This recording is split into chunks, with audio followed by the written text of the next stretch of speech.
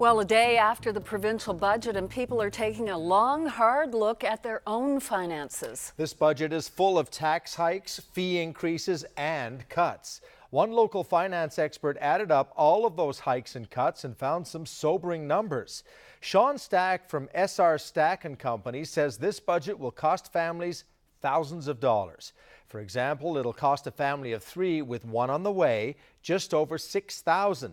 And he's predicting bankruptcies will increase. We'll speak with him a little later on Here and Now. Right now, here's Here and Now's Megan McCabe, who looks at one family worried about the future.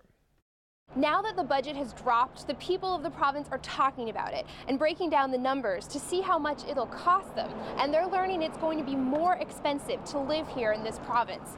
Today, one young mother with 2 kids at home and a baby on the way came to work here at the Refugee and Immigrant Advisory Council. And she says she's worried about her family's future here at home.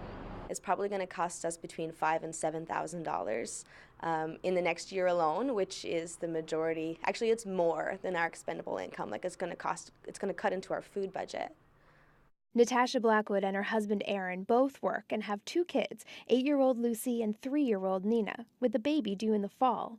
After years of substitute teaching, Blackwood took a job at REAC, funded by a provincial grant she's worried will be cut next, with no idea how they'll pay for life under this budget. Extracurriculars become not so much of an option. Taking your kid to the birthday party that you have to buy a present for becomes not an option. Because if you have to choose between that and paying your mortgage, like you have to pay your mortgage, you have to live somewhere. So the cuts have to come somewhere, and the people that are going to suffer are the children.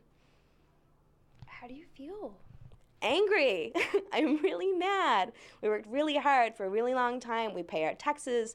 You know, we live carefully. We don't break the law. We've never done anything wrong. We do everything right all the time. And this province is making it impossible for us to survive and provide a good quality of life for our kids.